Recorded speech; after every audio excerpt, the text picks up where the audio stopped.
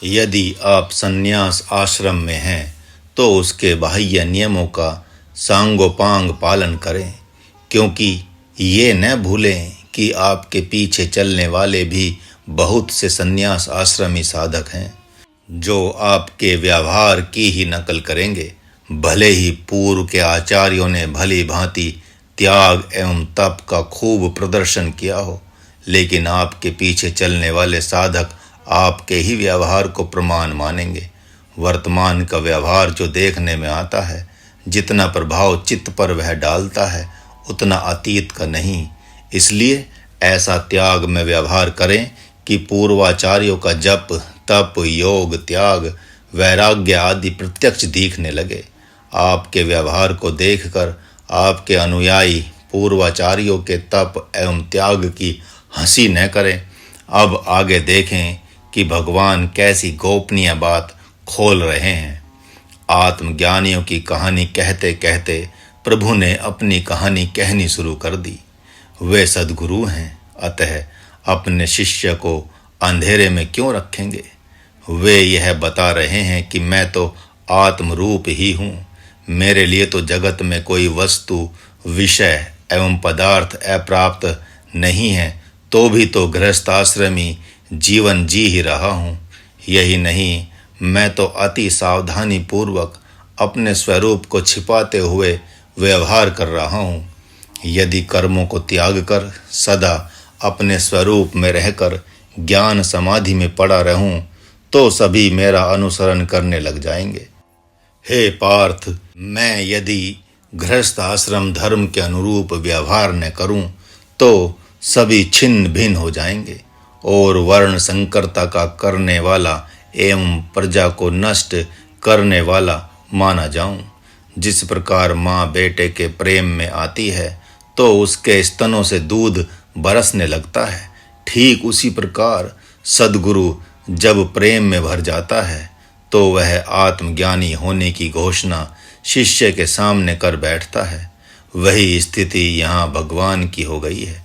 भक्त अर्जुन के प्रेम में आकर वे अपने को छिपा नहीं पाए, अतः कह बैठे कि मुझ ब्रह्म को तो देखो कि जिसे कुछ करना शेष नहीं है, वही तुम्हारा सारथी बन बैठा है। भगवान का आदर्श जीवन सद्गृहस्थों के लिए चुनौतीपूर्ण है। भगवान की गोपनीयता को आप सबने जान ही लिया है। यहाँ तक कि बलराम जी भी उन्हें नहीं पहचान सके और उनमें दोष दर्शन करके तीर्थाटन के लिए निकल गए। प्रभु की नारायणी सेना का सामना करने की सामर्थ्य तीनों लोकों में किसी के पास नहीं थी, इसलिए कि उसका गठन उन्होंने स्वयं किया और धर्म युद्ध के नियमों का सांगोपांग उपदेश दिया तथा पालन भी कराया। किंतु बड़े भाई बलराम ने इस युद्ध के प्रारंभ में ही उन्हें त्याग कर उनका मानो वध तो कर ही दिया था। इस घटना को कौन नहीं जानता कि प्रभु के धर्म पर अड़े रहने के कारण से उनके भाई ने उनका साथ छोड़ दिया था। यद्यपि वे संकल्प से उनकी बुद्धि को अपने अनुकूल बना सकते थे, किंतु उनके साथ भी उन्होंने अज्ञानी जैसा ही व्यवहार किया। यदि वे सारा कार्य अपने योग बल से ही करने लगते तो सारे लोग जप तप योग की तरफ ही बह जाते। इस कारण से कर्म संकरता प्रकट हो जाती है। ऐसा करने पर स्वधर्म भी छूटता एवं योग की प्राप्ति भी नहीं होती, क्योंकि जप तप योग आदि की योग्यता तो किसी विरले में ही होती है। सच तो यह है कि गोवर्धन पर्वत को प्रभु ने अपनी ही योग बल से उठाया था, किंतु ग्वाला बाल इस रहस्य को न जानने पाए। इसलिए उसे उठाते समय उन्होंने चिल्ला कर कहा था, अरे लाठी का सहारा दो, लाठी का सहारा दो। कंस ने बहुत से असुरों को भगवान के वध के लिए भेजा, लेकिन उनका वध कर देने के उपरांत उसका श्रेय देवी देवताओं को दिला दिया। अतः भगवान कहते हैं, हे भारत, कर्मासक्त अज्ञानी जिस प्रकार कर्मों को करते हैं, उसी कर्म को अनासक्त पुरुष लोक संग्रह को दृष्टि पथ में रख कर करें।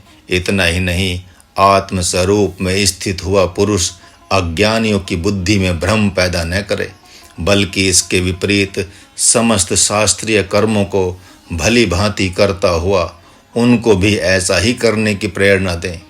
भगवान ने सर्वप्रथम अव्यवस्थित कर्म को व्यवस्थित करने को कहा है। सदा सोते रहने से तो कर्म करना अच्छा है। मांस मदिरा खाने पीने से अर्थात तामस भोजन करने से राजस भोजन ही अच्छा है। तामसी पुरुष को कोई चाहे कि बिना उसे राजस बनाए हुए सात्विक बना दे तो ऐसा असंभव है। जिसको तंबाकू खाने का खूब अभ्यास हो गया है, यदि उससे तंबाकू छुड़वाना है तो उसे लौंग खाने को कहना पड़ेगा, क्योंकि सहसा तंबाकू छोड़ने से तो उसका पेट ही खराब हो जाएगा। जर्दा मिश्रित पान खाने वाले को लौंग और इलायची मिश्रित मीठा पान खाने को कहना पड़ेगा।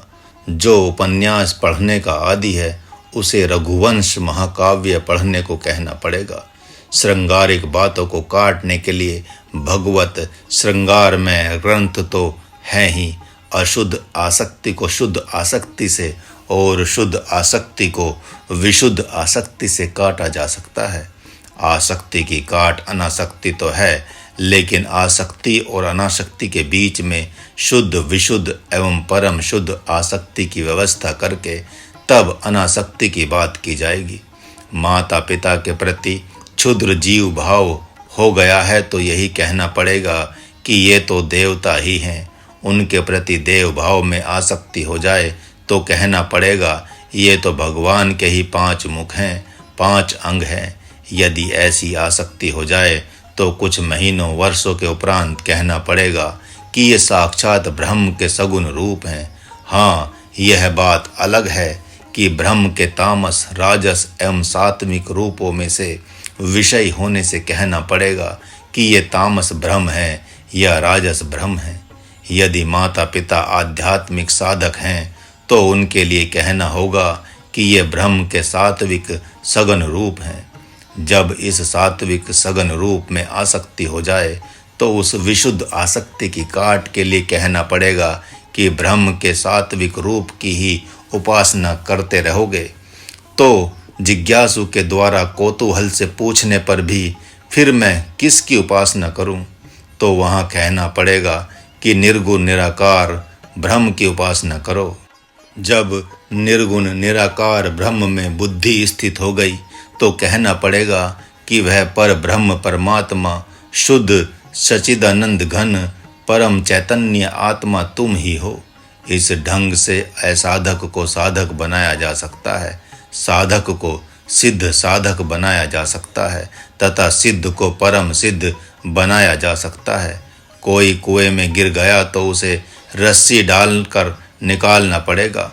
उसी प्रकार अज्ञानी का तन मन वचन हृदय मोह रूपी गहरे गड्ढे में गिर गया है तो उसे निकालने के लिए स्वयं मोह का प्रदर्शन करना होगा।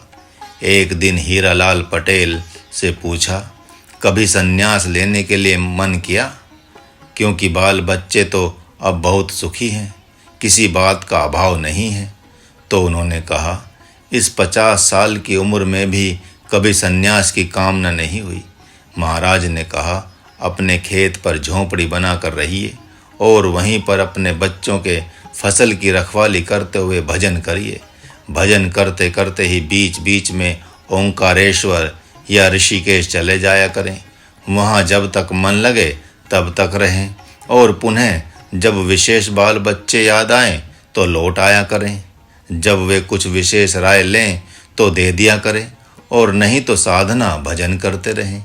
इस प्रकार धीरे धीरे या तो घर में ही सन्यासी बन जाएंगे या निवृत्ति मार्गीय सन्यासी बन जाएंगे। पक्षी भी अपने बच्चों को धीरे धीरे आकाश में उड़ाने का प्रयत्न करते हैं। उसी प्रकार ज्ञानी को चाहिए कि लोगों को धीरे धीरे भक्त बनाए। सर्वप्रथम मातृ भक्त, फिर पितृ भक्त, फिर क्रमशः गुरु अतिथि एवं निर्भक्त बनाते बनाते संपूर्ण भूत प्राणियों का भक्त बनाकर अच्छी प्रकार अहिंसक बनाते हुए आत्मज्ञान का उपदेश करें। श्री राम प्रभु संपूर्ण वेद शास्त्रों के ज्ञाता हैं तो भी नित्य प्रति वेद पुराण शास्त्रों को गुरुजनों से इसलिए ही सुनते हैं क्योंकि उनके साथ साथ बहुत से अज्ञानी श्रोता सुन लेंगे।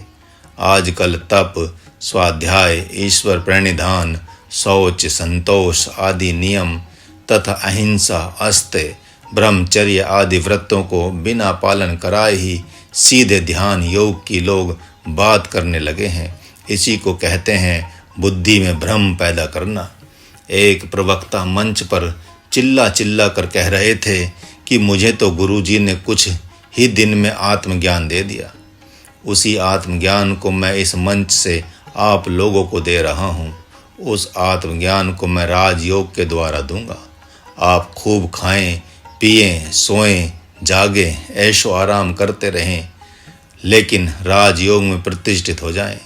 जिस राजयोग में जप तप योग करना ही नहीं पड़ेगा, उस प्रवक्ता को जानना चाहिए कि जिस अर्जुन को भगवान श्री कृष्णचंद्र आनंद कंद ने राजयोग दिया है, वे महात्मा अर्जुन जितेंद्रिय थे, निंद्रा विजयी थे, परम तपी, परम व्रती तथा परम त्यागी थे। क्या वे श्रोता उन्हीं की तरह जोगी, जपी, तपी, व्रती एवं जिज्ञासु हैं क्या? अरे ऐसा कहकर क्यों बुद्धि में भ्रम डाल रहे हैं? भगवान की बात पर तो थोड़ा ध्यान दें। इन मंत्रों से यह संकेत मिलता है कि भगवान ने संपूर्णता से आत्मज्ञान से संपन्न पुरुष के लिए यह उपदेश नहीं दिया है, बल्कि जो आत्मज्ञान से संपन्न तो हैं लेकिन आत्मशक्ति से संपन्न नहीं है, उस ज्ञानी से कहा है। दूसरे अध्याय में ज्ञान योग की प्रस्तावना करने से महात्मा अर्जुन ने अपनी सूक्ष्म बुद्धि से आत्म तत्व को कुछ हद तक पकड़ लिया है। अतः उनके मन में स्वाभाविक ही कल्पनाएं उठ रही हैं कि यहाँ तो मरने जीने और मारने मरवाने से तो कोई प्रयोजन सिद्ध होता नहीं, फिर यह युद्ध रूप महाघोर कर्म किया ही क्यों जाए। इसी पर भगवान कहते हैं कि अज्ञानी तो इस बात को नहीं समझेंगे, उनके लिए तो धर्म युद्ध की व्यवस्था करनी ही पड़ेगी। जब तक कोई आत्मशक्ति से संपन्न नहीं हो जाता, तब तक अज्ञानियों के बीच रहकर अज्ञान का ही प्रदर्शन करें, ताकि उसके आध्यात्मिक पथ में नजर न लग जाए। भगवान का प्रयास है कि आप अपने को छिपा कर चलें, अपने आत्मज्ञान को छिपा कर चलें तथा अपनी आत्मचिंतन रूपी साधना को छिपा कर चलें। गृहस्थ आश्रम एक अद्भुत साधना स्थली है। सारे के सारे घर, परिवार, गांव, हित मित्र आदि इस साधना स्थली के अंग उपांग हैं। सभी आपके जीवन से कहीं न कहीं जुड़े हुए रहते हैं। यदि आप केवल आत्मज्ञानी ही हैं, आत्मशक्ति से संपन्न नहीं हैं, तो भी आप घर के अभिभावक हैं, तो घर के पूरे सदस्यों के आचार विचार व्यवहार को व्यवस्थित करने का उत्तरदायित्व आप पर ही होता है। यदि आपका तन मन वचन हृदय अपने आप में व्यवस्थित है, तो उनका भी तन मन वचन हृदय धीरे धीरे व्यवस्थित होगा। लेकिन यदि आपका जीवन असंयमित है, तो उनका भी जीवन अस्त व्यस्त हो जाएगा। गृहस्थ आश्रम एक ऐसी नदी है जिसमें मोह रूपी जल बह रहा है। उसमें काम, क्रोध, लोभ, मद, मत्सर रूप मगरमच्छ अर्थात हिंसक प्राणी निवास करते हैं। इसके किस भाग में इनका वास है, आपको यह भी जानना चाहिए। यदि आपके पास ऐसी पुण्य की पूंजी है कि अष्टावक्र के जैसा ब्रह्मज्ञानी गुरु आपके गांव के निकट वास करे, जो इस नदी को पार करने की दिव्य नौका है, तो भी तैरने की बहुत सी कलाओं को सीखना ही होगा, क्योंकि परिवार के सारे सदस्य तो आपकी ही नकल कर रहे हैं। आप डूबे तो सब डूबे। एक साधक ने अपने विद्यार्थी जीवन की कहानी बताई कि हम बहुत से साथियों ने गंगा जी को तैर कर पार करने का मन बनाया। बक्सर के पास बाढ़ के दिनों में दोनों किनारों के बीच की दूरी लगभग आधा किलोमीटर की होती है। 20-25 विद्यार्थियों में से गंगा जी के बीच में जाते जाते लगभग मेरे साथ 2 विद्यार्थी बच गए थे। वे भी अकारण मगरमच्छ के भय से कांप उठे। उसमें से एक ने कहा, ऐसे में ही मगरमच्छ होते हैं। हाय, मैं तो मारा गया। ऐसा कहते ही वह डूबने लगा तो मैंने जल्दी से उसके कंधे में हाथ लगाया। तब तक दूसरे ने भी कहा, अब मैं भी गया। मैंने उसके भी कंधे में हाथ लगाकर पैरों से तैरना प्रारंभ किया तथा उन दोनों से कहा, अपने शरीर को शिथिल छोड़ दो और धारा में बहने दो। मेरे पास तैरने की अनेक कलाएं थी, जैसे खड़े होकर खड़े खड़े दोनों हाथों को ऊपर उठाकर पीठ एवं पेट दोनों के बल लेटकर और अगल बगल से मैंने कहा, मैं एक भजन गाता हूँ, तुम लोग ध्यान देकर सुनते रहो। उनसे ऐसा कहकर मैंने अपने इष्ट का एक भजन गाया। फिर पूछा, चित्त स्वस्थ हो गया? इन दोनों ने कहा कि अभी नहीं। तो लो एक और सुनो। ऐसा कहकर पैरों से बड़े आहिस्ते आहिस्ते तैरते हुए और उन लोगों को तैराते हुए दूसरा भजन गाया। उसके उपरांत कहा, आगे चलें या पीछे? उन लोगों ने कहा, पीछे। तो मैंने कहा, अच्छा, तो अब धीरे धीरे अपने से तैरो, डरो मत। डरने से आत्मबल चला जाता है। जहाँ थक जाना वहाँ बोल देना। इस प्रकार तैरते तैरते बाहु की तरफ मुख्य घाट से 1 किलोमीटर दूर जाकर किनारे की तरफ लग गए। ठीक इसी प्रकार आपके अनुगामी सदस्यों की प्रवृत्ति और प्रकृति अलग अलग होती है। आपको चाहिए कि ऐसा आदर्श प्रस्तुत करें कि वे भगवत प्रकृति की तरफ चलने के लिए बाध्य हो जाएं।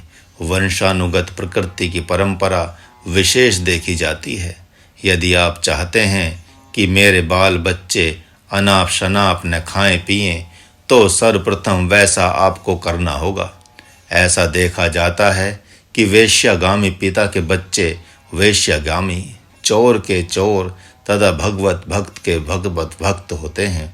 यदि आप भगवत भक्त बालक को छोड़कर अन्य बच्चों से सुख शांति की कामना करते हैं, तो मानो आकाश से दूध दूहना चाहते हैं। जैसा राजा वैसी प्रजा की कहावत तो विख्यात ही है। राजा जनक की नगरी में भिखारी भी ब्रह्म ज्ञान की ही बात करते थे। यदि आप भगवान के नहीं हैं तो बच्चा आपका कैसे हो जाएगा? यदि आप ही भगवान के ऋण को पूरा नहीं कर रहे हैं तो बच्चे से मातृ ऋण पितृ ऋण को पूर्ण करने की अपेक्षा किस आधार पर कर रहे हैं? बच्चा आपकी आज्ञा पालन नहीं करता तो आप विचार करें कि क्या आपने अपने अभिभावकों की उचित आज्ञा का पालन किया है? क्या आपने संतों की, शास्त्रों की, भगवान की आज्ञा मानी है? यदि नहीं तो कर्म संकर्ता एवं वर्ण संकर्ता के मुख्य कारण आप ही हैं। इसी प्रमाद के कारण से तो भाषा संकर्ता, संस्कृति संकर्ता आदि भी होती है। जब अंतर्जातीय विवाह होने लगता है तो उसे वर्ण संकर्ता कहते हैं। जब नियत कर्म के साथ साथ पराये कर्मों को भी करने लगते हैं तो कर्म संकर्ता होती है। जब अपनी भाषा में पूरी पकड़ नहीं होने से दूसरे की भाषा का आश्रय लेना पड़ता है तो उसे भाषा संकर्ता कहते हैं। यदि कोई आर्य संस्कृति के साथ अनार्य संस्कृति को स्वीकार कर लेता है तो वहाँ पर संस्कृति संकरता हो जाती है। उत्तर प्रदेश में देवबंद के पास मिरगपुर नामक क्षत्रियों का एक गांव है, जहाँ की आबादी संभवतः 5000 की होगी। लगभग 400 वर्षों से उस गांव में लहसुन, प्याज, बीड़ी, सिगरेट, तंबाकू, गांजा, भांग, मांस, शराब आदि नहीं आया है, जबकि गांव के बहुत से लोग सेना में तथा अन्य सरकारी नौकरियों में भी हैं। फिर भी कभी किसी ने उपरोक्त पदार्थों में से एक का भी सेवन नहीं किया है। 400 वर्ष पहले वहाँ फकीरा बाबा हुए थे, जिनको गांव के लोग अपना इष्ट मानते हैं और उन्हीं की आज्ञा अनुसार आज तक वे सात्विक आहार करते चले आ रहे हैं। इस न्याय से तो आप सब जगे सब जागेंगे, आप भगे सब भागेंगे। जो आप बांटते हैं वही तो मिलता है। सूर्योदय के पश्चात भी आप सोए रहते हैं और बच्चों को जागने के लिए चिल्लाते रहते हैं। यह कैसे संभव है? बच्चे ने आपसे ही तो सीखा है कि सूर्योदय के पश्चात सो सकते हैं। उसने तो आपसे ही सीखा है कि संध्या में खा पी सकते हैं, सो सकते हैं और जो मन चाहे कर सकते हैं। महाराज ने प्रत्येक घर में देखा है कि परस्पर में न प्रेम है, न सौहार्द है, न शांति है, और जो 2 दिन का इंद्रिय सुख है उसका तो पता ही नहीं कि कब वह लुप्त हो जाएगा। पिता माता अपने पुत्र से राम जैसा आदर्श चाहते हैं, लेकिन स्वयं दशरथ एवं कौशल्या नहीं बनते। बड़ा भाई छोटे भाई से लक्ष्मण जैसा तथा छोटा भाई बड़े भाई से राम जैसा व्यवहार चाहता है, किंतु स्वयं राम लक्ष्मण तो बनते नहीं।